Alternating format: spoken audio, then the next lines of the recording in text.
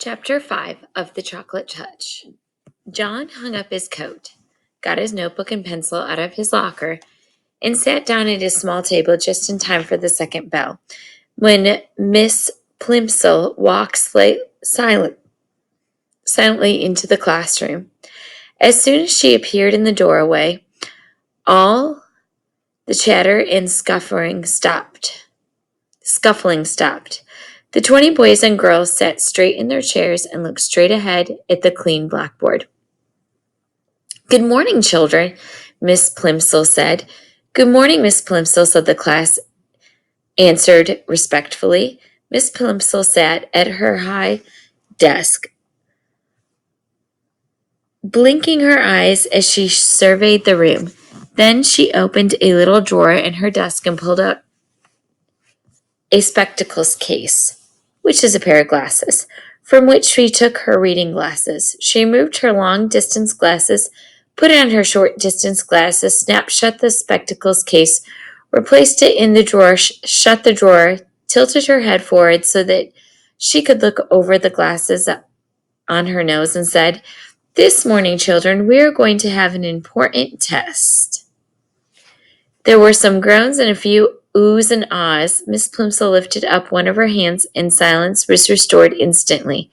"No complaining, please," she said sternly. "This test will show me how well you have been learning your arithmetic this year. It will be a short one. I am going to write just a few problems on the board. I shall expect you to solve them all swiftly and accurately, and to write your answers neatly. You will place your paper in front of you now.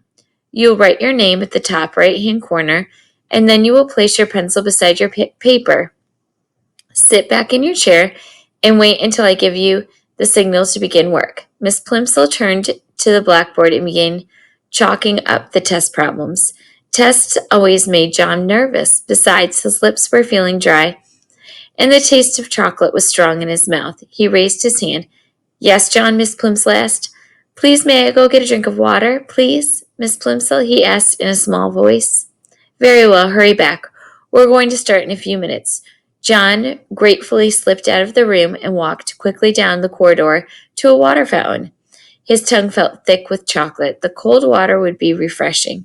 He pressed his foot down on the fountain trundle, and a stream of clear, ice-cold water spurted up from the silver nozzle in the white enamel basin.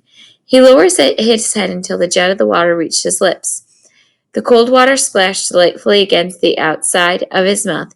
He opened his lips. As soon as the water gushed in, it turned into ice-cold chocolate water, thin and sweet.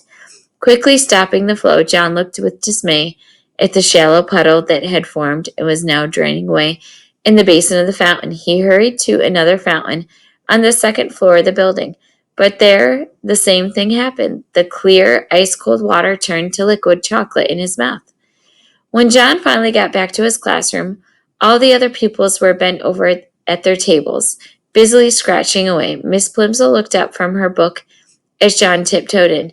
She looked at the clock on the wall, looked back at him, and wagged her finger reprovingly. John began on the first of the 4 problems, but he was so worried about the chocolate water that he couldn't keep his mouth on his work.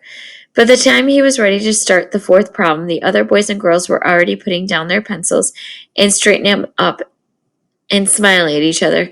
2 minutes to go," said Miss Plimsoll. Concentrating hard, John took the end of his pencil between his teeth and began to nibble it. It immediately turned to chocolate. Then he noticed an even more disturbing change.